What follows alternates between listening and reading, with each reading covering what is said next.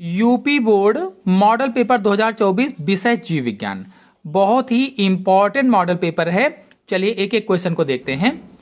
पहला क्वेश्चन है, सही विकल्प चुनकर अपनी उत्तर पुस्तिका पर लिखिए। देखिए पहले में 4 क्वेश्चन होते हैं। तो पहले का है, टर्नर सिंड्रोम के लिए निम्नलिखित में से कौन सा संकेत सही है। टर्नर सिंड्रोम है ये लिंग गुणसूत्रों के लिए मोनोसोमी होता है। मोनोसोमी, अब देखो लिंग गुणसूत्र जैसे स्त्री है तो XX होते हैं, पुरुष है तो XY होता है, ये लिंग गुणसूत्र हैं। और कहा गया है कि लिंग गुणसूत्रों के लिए मोनोसोमी यानी एक लिंग गुणसूत्र खत्म हो जाता है, गायब हो जाता है, तो X की 0, इसमें भी X 0 बचेगा। का आंसर सही होगा AAX0। तो इसका कैरियोटाइप क्या होगा, AAX0 होगा। और इसमें गुणसूत्रों की संख्या 1 कम हो जाती है तो कितने हो जाएगी, 46 के बजाय 45 रह जाएगी, क्योंकि नॉर्मल कोशिका में 46 गुणसूत्र पाए जाते हैं और 1 कम हो गया तो 45 गुणसूत्र हो जाएंगे इसमें। और जो बाकी ये 3 ऑप्शन हैं, ये जो 3 ऑप्शन हैं ये लिंग गुणसूत्र के लिए ट्राइसोमी होते हैं। ये तो मोनोसोमी है, ये क्या है, मोनोसोमी है। बाकी ये लिंग गुणसूत्रों के लिए ट्राइसोमी होते हैं। ट्राइसोमी यानी कि इसमें इन तीनों में गुणसूत्रों की संख्या 47 हो जाती है, ये ऐसे विकार होते हैं। और ये वाला जो आप देख रहे हैं AAXXY, ये क्लाइनफेल्टर सिंड्रोम है, क्लाइनफेल्टर सिंड्रोम। और ये ट्रिपलो मादा होती है, ट्रिपलो मादा। और ये भी क्लाइनफेल्टर सिंड्रोम की तरह से ही है, इसमें मंदबुद्धि पुरुष होते हैं। फिर अगला क्वेश्चन है, उपदंश उत्पन्न करने वाला जीवाणु है। देखिए जो उपदंश है यह एक STD रोग होता है। STD रोग है यानी सेक्सुअल ट्रांसमिटेड डिसीज रोग है, यौन संचारित रोग है। उपदंश ट्रोपेनिमा पैलिडम नामक जीवाणु से होता है।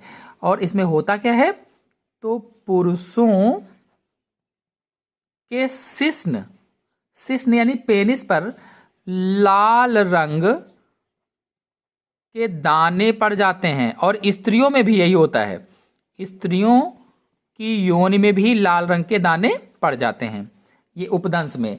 और उपदंश को सिफिलिस कहा जाता है, अंग्रेजी में क्या कहते हैं, सिफिलिस कहते हैं। और जो इसमें नर्सीरिया गोनोरियाई है ये सुजाक रोग पैदा करता है, सुजाक रोग हो जाता है या गोनोरिया रोग हो जाता है, सुजाक रोग या गोनोरिया रोग हो जाता है। और इसमें जो लिस्टेरिया मोनोसिस्टोजेंस है, लिस्टेरिया मोनोसिस्टोजेंस, इसमें प्रतिरक्षा क्षमता कमजोर हो जाती है, शरीर की प्रतिरक्षा क्षमता कमजोर हो जाती है। फिर अगला जीव है यर्सीनिया पेस्टिस, तो ये प्लेग रोग पैदा करता है, प्लेग रोग होता है इससे। और एक चीज होती है, फेफड़ों को भी संक्रमित करता है। फिर अगले क्वेश्चन पर आते हैं, निम्न में से संक्रामक रोग नहीं है। इसमें से कौन सा रोग संक्रामक रोग नहीं है, पीलिया, मलेरिया, कैंसर, हैजा। जो कैंसर है यही संक्रामक रोग नहीं है। संक्रामक रोग वह रोग जो एक व्यक्ति से दूसरे व्यक्ति में आसानी से फैल जाते हैं। एक कोई व्यक्ति ये है, दूसरा व्यक्ति ये है, इससे इसमें आसानी से फैल जाएं, इससे इसमें फैल जाएं, तो उसे संक्रामक रोग कहते हैं। जबकि असंक्रामक रोग ऐसे रोग जो एक व्यक्ति से आसानी से दूसरे व्यक्ति में नहीं जाते हैं। तो संक्रामक रोग नहीं है कहा गया है, मतलब असंक्रामक रोग पूछा गया है तो कैंसर हो जाएगा। बल्कि जो पीलिया है, मलेरिया है, हैजा है, ये सभी संक्रामक रोग होते हैं।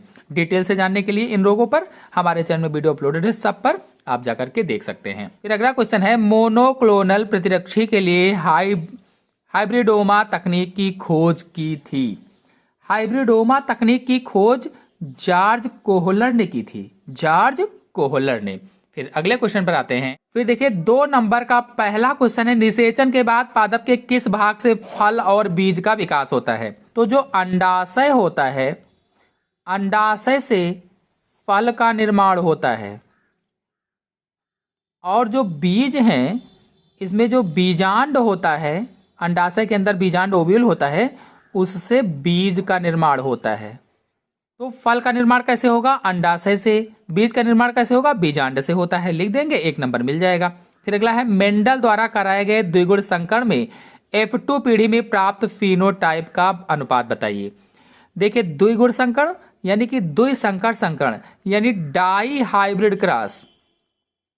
मेंडल का कोई भी नियम अगर आप बहुत आसान भाषा में समझना चाहते हैं तो हमारे चैनल में अपलोडेड है, आप लोग जाकर के देख सकते हैं। देखिए, जो डाई हाइब्रिड क्रॉस था, इसको बहुत अच्छी तरीके से मैंने समझाया था और इसका अनुपात था 9:3:3:1।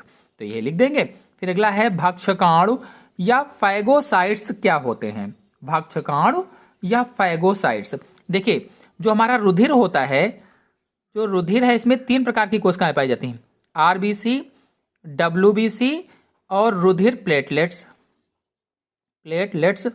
जो डब्ल्यूबीसी हैं, जो श्वेत रुधिराणु हैं, डब्ल्यूबीसी को श्वेत रुधिराणु कहते हैं, आरबीसी को लाल रुधिराणु कहते हैं। जो डब्ल्यूबीसी है, श्वेत रुधिराणु है, ये जो भक्षुकाणु होते हैं, ये डब्ल्यूबीसी का ही पार्ट होता है, यानी श्वेत रुधिराणुओं की एक ऐसी कोशिकाएं होती हैं जो आक्रमणकारी विषाणुओं को टूटी फूटी कोशिकाओं को, निर्जीव पदार्थों के कणों को सबका भक्षण करती हैं। जो डब्ल्यूबीसी की कोशिकाएं हैं, फैगोसाइट्स वाली, ये विषाणुओं को जो आक्रमण करते हैं, उन विषाणुओं को, टूटी फूटी कोशिकाओं को, निर्जीव पदार्थों के कणों को सबका भक्षण कर डालती हैं। इसीलिए इन्हें भक्षकाणु कहा जाता है या फैगोसाइट्स कहा जाता है या भक्षी कोशिकाएं भी कहते हैं, भक्षी कोशिकाएं। फिर अगला है, रोपण और प्रसव की परिभाषा लिखिए। तो अगर रोपण की परिभाषा देखी जाए तो शिष्ट अवस्था होती है, ब्लास्टोसिस्ट का गर्भाशय की दीवार से जुड़ना। जो ब्लास्टोसिस्ट है, जब भ्रूण बनने लगता है तो उसमें ब्लास्टोसिस्ट स्टेज जब आती है, भ्रूणी परिवर्तन जब होता है, तो ब्लास्टोसिस्ट का गर्भाशय की दीवार से जुड़ना रोपण कहलाता है। जब ब्लास्टोसिस्ट गर्भाशय की दीवार से जुड़ जाता है तो उसे ही रोपण कहते हैं। अब कहा गया है कि प्रसव क्या है? जब गर्भावस्था पूर्ण हो जाती है, गर्भावस्था पूर्ण होने पर यह प्रसव हो जाएगा। प्रसव, गर्भावस्था पूर्ण होने पर पूर्ण विकसित फीटस यानी वही जो बच्चा है, फीटस गर्भाशय से बाहर आता है तो उसे ही क्या कहा जाता है? प्रसव कहा जाता है, प्रसव। फिर अगला है, आयु का घंटीनुमा पिरामिड क्या प्रदर्शित करता है? संख्या में, समान संख्या में युवा व मध्यम वर्ग के आयु के व्यक्तियों के साथ स्थिर आबादी को घंटीनुमा पिरामिड दर्शाता है। फिर अगला है, समयुग्मजी तथा विषमयुग्मजी से क्या तात्पर्य है? देखिए, समयुग्मजी क्या है? जैसे कैपिटल टी समयुग्मजी है, कैपिटल डी समयुग्मजी है। विषमयुग्मजी क्या है? कैपिटल टी स्मॉल टी विषमयुग्मजी है, कैपिटल डी स्मॉल डी विषमयुग्मजी है। अब इसको कैसे लिखेंगे? तो देखिए, जो समयुग्मजी है तो इसको क्या लिखेंगे? लिख देंगे कि सभी जीवों में प्रत्येक लक्षण के लिए 2 जीन होते हैं और उनमें से दोनों जीन जब समान है तो समयुग्मजी, और दोनों जीन जब असमान है तो विषमयुग्मजी कहा जाता है। फिर अगला है, ग्राफियन पुटिका क्या है? अंडोत्सर्ग में इनकी क्या भूमिका होती है? ये अंडाशय में द्रव से भरी रचना होती है। अंडाशय के अंदर द्रव से भरी रचना ग्राफियन पुटिका होती है, जो ग्राफियन पुटिका है। और आपको बता दें कि इसी से अंडा निकलता है, इसी से अंडोत्सर्ग होता है या अंडा निकलता है। और आपको बता दें, इससे एक हार्मोन स्रावित होता है ग्राफियन पुटिका से, ल्यूटिनाइजिंग हार्मोन, जो अंडोत्सर्ग को प्रेरित करता है। बाह्य भ्रूणीय कला क्या होती है? एक उदाहरण दीजिए। कि जो सरीसृप होते हैं, सरीसृप हैं, और ऐसे ही जो पक्षी होते हैं, सरीसृपों में, पक्षियों में, और ऐसे जो स्तनधारी होते हैं, स्तनधारियों में जो भ्रूण होता है, भ्रूण यानी एम्ब्रियो की सुरक्षा के लिए, भ्रूण या एम्ब्रियो की सुरक्षा है, पोषण है, सुरक्षा, पोषण, श्वसन आप ले लीजिए, उत्सर्जन बता दीजिए, उत्सर्जन आदि के लिए भ्रूण, सरीसृप, पक्षी, स्तनधारी में भ्रूण की सुरक्षा, पोषण, श्वसन, उत्सर्जन आदि के लिए जो संरचना होती है उसे ही बाह्य भ्रूण कला कहा जाता है। एक उदाहरण देना है तो एक उदाहरण आप बता दीजिए, यॉर्क सैक बता दीजिए, या फिर एमनियॉन बता दीजिए, एमनियॉन भी इसका उदाहरण है, या फिर कोरियन बता दीजिए, कोरियन भी इसका उदाहरण है, या फिर एलेंटायस भी होता है। फिर अगला है तालाब के पारितंत्र पर संक्षिप्त टिप्पणी लिखिए। देखिए, एक तालाब का पारितंत्र हमारे चैनल में फुल वीडियो अपलोडेड है, डिस्क्रिप्शन में मैंने लिंक दे रखा है, आप लोग जाकर के देख सकते हैं, बहुत ही सरल भाषा में समझाया गया है। फिर अगला है युग्मक जनन से आप क्या समझते हैं, इसके प्रकार बताइए। युग्मक जनन बताना है तो देखिए, जो वृषण है और जो अंडाशय है, वृषण पुरुषों में पाया जाता है, अंडाशय स्त्रियों में पाया जाता है। तो वृषण या अंडाशय की जो जनन कोशिकाएं होती हैं, जनन एपिथेलियम जो कोशिकाएं होती हैं, तो वृषण या अंडाशय की जनन कोशिकाओं में अर्धसूत्री विभाजन के बाद युग्मक का निर्माण शुरू होता है, उसे ही युग्मक जनन कहा जाता है। यानी वृषण और अंडाशय की जनन एपिथेलियम कोशिकाओं से अर्धसूत्री विभाजन के बाद युग्मक निर्माण की क्रिया ही युग्मक जनन कहलाती है। अब ये दो प्रकार का होता है, एक तो शुक्र जनन यानी शुक्राणु निर्माण की क्रिया, शुक्राणु बनने की क्रिया शुक्र जनन कहलाती है, और दूसरा अंड जनन। अंड जनन में oogenesis होती है, यानी अंडे बनने की क्रिया को oogenesis कहा जाता है। अगर आप लोग शुक्र जनन और अंड जनन यानी स्पर्मेटोजेनेसिस और oogenesis पर फुल वीडियो देखना चाहते हैं तो हमारे चैनल में अपलोडेड है, आप लोग जाकर के देख लीजिए, डिस्क्रिप्शन में मैंने लिंक भी दे दिया है, बहुत ही सरल भाषा में समझाया गया है। फिर अगला है राइबोसोमल आरएनए पर टिप्पणी लिखिए। आपको बता दें, जो आरएनए होते हैं, आरएनए यानी राइबोसोमल आरएनए होते हैं, ये राइबोसोम में होते हैं, राइबोसोम में होते हैं, और ये प्रोटीन अणुओं के साथ जुड़कर राइबोसोम सब यूनिट बनाते हैं। और अगर कोई एक कोशिका देखा जाए तो एक कोशिका में जितने भी राइबोसोम होते हैं उसमें 80% राइबोसोम आरएनए होते हैं, 80% राइबोसोम आरएनए पाया जाता है या राइबोसोमल आरएनए पाया जाता है। तो इस प्रकार से ये हो जाएगा। अधिक जानकारी के लिए आप हमारे चैनल से देख सकते हैं। फिर अगला है अपूर्ण प्रभाविता क्या है, इसकी खोज किसने की थी। आइए अपूर्ण प्रभाविता को अच्छे से आपको समझा देते हैं। अपूर्ण प्रभाविता क्या है, खोज किसने की, तो पहले खोज जान लेते हैं। खोज किसने की थी, तो कार्ल कोरेंस ने अपूर्ण प्रभाविता की खोज की थी। इसमें इन्होंने किया क्या था कि लाल पुष्प लिए और सफेद पुष्प लिए थे, सफेद पुष्प, और दोनों के बीच में क्रॉस करवाया था। तो क्रॉस करवाने पर इन्हें ना तो लाल पुष्प मिले ना ही सफेद मिले, यहां पर गुलाबी फूल मिले।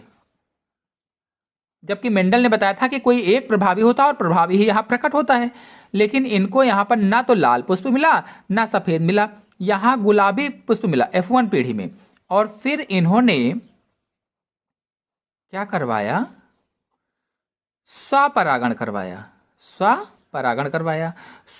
कराने पर इन्हें यहां पर लाल, यहां पर गुलाबी और यहां पर सफेद पुष्प 1:2:1 के रेशियो में प्राप्त होते हैं। यही अपूर्ण प्रभाविता है, क्योंकि ये पूर्ण रूप से प्रभावी नहीं हुआ, इसलिए इसको इन्होंने कार्ल कोरेंस ने कहा कि ये अपूर्ण प्रभाविता, और मेंडल के नियम सभी जगह पर लागू नहीं होते हैं, इसलिए प्रभाविता को अपूर्ण प्रभाविता इन्होंने कह दिया था।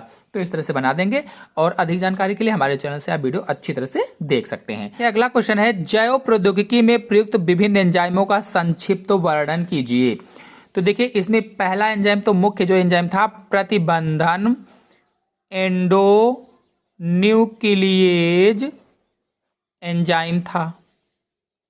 मुख्य एंजाइम यही था जिसे आणविक कैंची कहा था, जो डीएनए को स्पेसिफिक प्लेसेस से काटता है, जी और ए से कट लगाता है। इसके बारे में अधिक जानकारी के लिए आप हमारे चैनल से वीडियो देख लीजिए, आणविक कैंची वाला या रिस्ट्रिक्शन एंडोन्यूक्लिएज एंजाइम वाला, बहुत ही अच्छी तरह से चित्र सहित मैंने समझाया हुआ है। इसके अलावा डीएनए लाइगेज भी होता है जो डीएनए को बाइंड करता है, ई कोर आई भी है, हिंद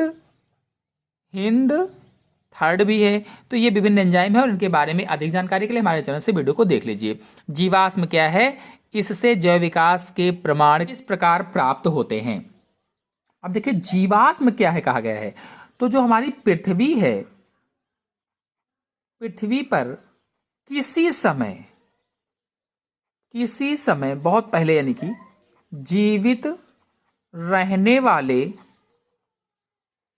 अति प्राचीन कह लो, बहुत ही प्राचीन जो सजीव थे, सजीवों के परिरक्षित अवशेषों या फिर कह लीजिए कि चट्टानों में उनकी छाप जो होती है, उनकी छाप को जीवाश्म कहते हैं।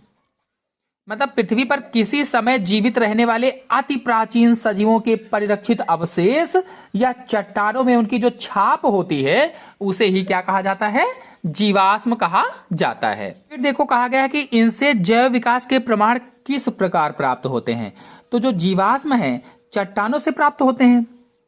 जीवाश्म जिन चट्टानों से प्राप्त होते हैं उन चट्टानों की आयु ज्ञात करके इस बात का अनुमान लगाया जाता है कि जीवधारी पृथ्वी पर किस काल में पाए जाते थे, उनकी संरचना क्या थी, ये सब प्रमाण ज्ञात किए जाते हैं। फिर अगला है, निम्न रोगों के रोग कारकों के नाम बताइए। रोग कारक मतलब किससे पैदा होते हैं। तो जो मलेरिया है ये प्लाज्मोडियम से पैदा होता है। प्लाज्मोडियम संघ प्रोटोजोआ का जंतु है, तो इससे मलेरिया रोग पैदा होता है। और इसको फैलाता कौन है, तो मादा एनाफ्लीज मच्छर, तो वो रोग वाहक हो जाएगा। जबकि यहाँ रोग कारक पूछा गया है तो प्लाज्मोडियम हो जाएगा। जो सुजाक है ये नर्सेरिया गोनोरियाई करता है। जो अफ्रीकी निद्रा रोग है ट्रिपैनोसोमा गैम्बियंस ये अफ्रीकी निद्रा रोग। फिर फील पांव जो है वाउचेरेरिया ब्रैंकफ्टाई। जो पोलियो है ये पोलियो वायरस से फैलता है। जो दाद है ये माइक्रोस्पोरम से फैलता है। यह निम्न पर टिप्पणी लिखिए, द्विनिषेचन क्या है। देखिए इसको चित्र से समझते हैं। ये मान लीजिए भ्रूणकोश है, इस भ्रूणकोश में ये प्रतिध्रुवीय कोशिकाएं, ये द्विध्रुवीय केंद्रक, यहाँ पर सहायक कोशिकाएं, ये अंड कोशिका है। इधर पराग नलिका आती है और इसमें 2 जनन केंद्रक है मान लीजिए। तो इसमें से एक जनन केंद्रक अंड कोशिका से संलयित होता है तो इसे निषेचन कहते हैं, और दूसरा जनन केंद्रक द्विध्रुवीय केंद्रक से संलयित होता है तो इसे त्रिसंलयन कहते हैं। और चूंकि एक ही भ्रूणकोश के अंदर 2 बार निषेचन हुआ इसलिए इसे द्विनिषेचन कहा जाता है। एक बार यहाँ पर जो पहला केंद्रक अंड कोशिका से संलयित होता है और दूसरी बार जब दूसरा वाला नर केंद्रक या नर युग्मक द्विध्रुवीय केंद्रक से संलयित होता है तो चूंकि 2 बार निषेचन होता है इसीलिए इसको द्विनिषेचन कहा जाता है। फिर है क्रोमैग्नन मानव, तो ये यूरोप के रहने वाले थे। यूरोप की रहने वाली प्रजाति है, प्रजाति क्रोमैग्नन मानो, इनके जीवाश्म फ्रांस से मिले हैं, फ्रांस से। और किसको मिले थे? तो मैकग्रीगर को मिले थे फ्रांस से। मानो जो थे 6 फीट लंबे थे, 6 फीट लंबे होते थे और पशुओं को पालते थे, पशुओं को पालते थे और साथ ही साथ खेती भी करते थे, खेती करते थे। और आपको बता दें, अधिक जानकारी के लिए हमारे चैनल से क्रोमैग्नन मानो, निएंडरथल मानो, जितने भी मानो हैं सभी पर वीडियो अपलोडेड है, आप लोग जाकर के देख लीजिए। और निएंडरथल मानो बहुत ही ज्यादा इंपॉर्टेंट है, क्रोमैग्नन मानो भी इंपॉर्टेंट है, परीक्षा में आ सकता है। फिर अगला है लैक ओपेरान पर संक्षिप्त टिप्पणी लिखिए। देखिए आपको बता दें, जो लैक ओपेरॉन है, ओपेरॉन एकल प्रमोटर वाले, लैक ओपेरान एकल प्रमोटर वाले जीनों का समूह है, मतलब एकल mRNA के रूप में प्रतिलेखित है, एकल mRNA के रूप में प्रतिलेखित होता है। लैक ओपेरान पर अधिक जानकारी के लिए आप हमारे चैनल से वीडियो को देख सकते हैं। फिर अगला है जैव उर्वरक क्या है, इनके लाभ बताइए। जैव उर्वरक पूछा गया है, तो इस पर फुल जानकारी के लिए हमारे चैनल से आप वीडियो देखिए। बहुत ही अच्छी तरीके से मैंने जैव उर्वरक को समझाया हुआ है, उसके लाभ भी बताए हुए हैं। तो जैविक जीवों की सहायता से जो उर्वरक बनाए जाते हैं उसे ही जैव उर्वरक कहा जाता है। फिर अगला है विभ्रमक व ओपिएट्स औषधियां क्या हैं, उदाहरण सहित समझाइए। जो विभ्रमक है ये विचार और भावनाओं में बदलाव लाने वाली औषधियां हैं, विचार व भावनाओं में बदलाव लाने वाली औषधियां विभ्रमक कहलाती हैं। जबकि जो ओपिएट्स हैं ये दर्द, चिंता व तनाव को कम करती हैं, दर्द, चिंता व तनाव को कम करती हैं ओपिएट्स। अगर उदाहरण पूछा जाए तो विभ्रमक का उदाहरण चरस हो जाएगा, गांजा हो जाएगा। अगर ओपिएट्स है तो अफीम हो जाएगा, अफीम, ये इसके उदाहरण हो जाएंगे। अधिक जानकारी के लिए आप हमारे डिस्क्रिप्शन में लिंक है, वहां से देख सकते हैं। फिर अगला है बंध्यता क्या है, स्त्रियों में बंध्यता के कोई 4 कारण बताइए। देखिए बहुत से दंपति ऐसे होते हैं जो अपना खुद का बच्चा पैदा नहीं कर पाते हैं, वो इसलिए अपनी संतान से वंचित रहते हैं, ऐसे दंपति को बांझ कहते हैं। और ये जो स्थिति होती है इसे ही बंध्यता या बांझपन कहा जाता है। आप कहा गया स्त्रियों में बंध्यता के कोई 4 कारण बताइए। तो एक तो ये हो सकता है अनियमित अंडोत्सर्ग, यानी नियमित रूप से अंडोत्सर्ग ना होता हो, 28 दिन के पीरियड पर अंडोत्सर्ग ना होता हो। या फिर हो सकता है जनन पथ अवरोध, जनन पथ में कोई अवरोध हो, दूसरा ये हो सकता है। या फिर फैलोपियन नलिका त्रुटि हो, यानी ओविडक्ट या फैलोपियन नलिका में कोई त्रुटि हो गई हो। या फिर सर्विक्स दोष हो, सर्विक्स दोष। तो ये 4 प्रमुख कारण मैंने बताए। फिर अगला है समिष्टि और समुदाय में 2 अंतर बताते हुए समिष्टि के गुण भी बताइए। देखिए आइए समिष्टि और समुदाय में 2 अंतर देख लेते हैं। देखिए इधर लिख लेते हैं समिष्टि और इधर लिख देते हैं समुदाय, लाइन खींच देते हैं। समिष्टि और समुदाय में 2 अंतर बताने थे तो इधर खींच देंगे लाइन। और देखो पहला अंतर क्या हो जाएगा, जो समिष्टि है तो इसको क्या लिखेंगे, किसी भौगोलिक क्षेत्र में एक ही जाति के जीवों का समूह समिष्टि कहलाती है। किसी भौगोलिक क्षेत्र में एक ही जाति के जीवों का समूह क्या है, समिष्टि है। जबकि अगर समुदाय को देखा जाए, किसी क्षेत्र में उपस्थित विभिन्न जातियों के जीवों का समूह जैव समुदाय या फिर समुदाय कहलाता है। अगर दूसरे अंतर को देखा जाए, क्योंकि 2 अंतर क्वेश्चन में कहा था कि जीवों में अंतः प्रजनन संभव है, जबकि इसमें क्या होगा, इसमें अंतः प्रजनन संभव नहीं है। तो दो अंतर हो जाएंगे। चलिए अगले क्वेश्चन पर आते हैं। अगला है बहुप्रभावी जीन्स घातक जीन्स क्यों कहलाते हैं। बहुप्रभावी जीन्स पर बहुत ही अच्छा चित्र सहित मैंने वीडियो अपलोड किया है और डिस्क्रिप्शन में लिंक है, आप लोग जाकर के देख लीजिए। फिर अगला है डीएनए की आणविक संरचना का वर्णन करते हुए इसका महत्व। आणविक संरचना बताना है, बहुत ही सरल भाषा में, बहुत ही इजी भाषा में, आसान भाषा में मैंने समझाया है। डिस्क्रिप्शन में मैंने लिंक दे दिया है, आप लोग जाकर के देखिए और उसका महत्व भी बताया गया है। अगर ये क्वेश्चन नहीं करते हैं तो करेंगे जैव विविधता संरक्षण हेतु किए गए राष्ट्रीय और अंतरराष्ट्रीय प्रयासों को लिखिए। बहुत ही आसान सा क्वेश्चन है, डिस्क्रिप्शन में लिंक है, आप लोग जाकर के देख लीजिए। फिर अगला है चिकित्सा के क्षेत्र में जैव प्रौद्योगिकी के अनुप्रयोगों का वर्णन कीजिए। बहुत ही महत्वपूर्ण चिकित्सा के क्षेत्र में बायोटेक्नोलॉजी है और इसके अनुप्रयोगों का विस्तृत टिप्पणी करना है, यानी फुल लिखना है 3 पेज में, क्योंकि जो 5 नंबर के क्वेश्चन होते हैं उसमें आपको 3 पेज लिखना ही लिखना होगा, तो डिटेल से लिखना है।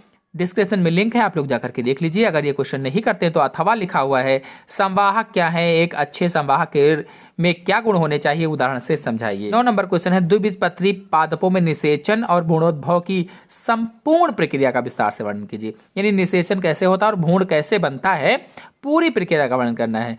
तो बहुत ही आसान तरीके से मैंने समझाया है, डिस्क्रिप्शन में लिंक है, आप लोग जाकर के देख लीजिए। अगर ये क्वेश्चन नहीं करते हैं तो अथवा लिखा हुआ है पुष्पी पादपों में पर परागण की विभिन्न युक्तियों तथा माध्यमों का। तो पुष्पी पादप में पर परागण यानी क्रॉस पॉलिनेशन को बहुत ही अच्छी तरह से मैंने समझाया हुआ है, डिस्क्रिप्शन में लिंक है। एक बार आप देखेंगे और 100 लोगों को खुद पढ़ा देंगे, तो इसको देखिए, जाकर के समझिए, समझ में तुरंत आ जाएगा। तो आशा है पूरा पेपर आपको अच्छी तरह से समझ में आ गया होगा। समझ में आ गया हो तो वीडियो को लाइक और शेयर कीजिए। चैनल पर नए हैं तो चैनल को सब्सक्राइब कर लीजिए। धन्यवाद।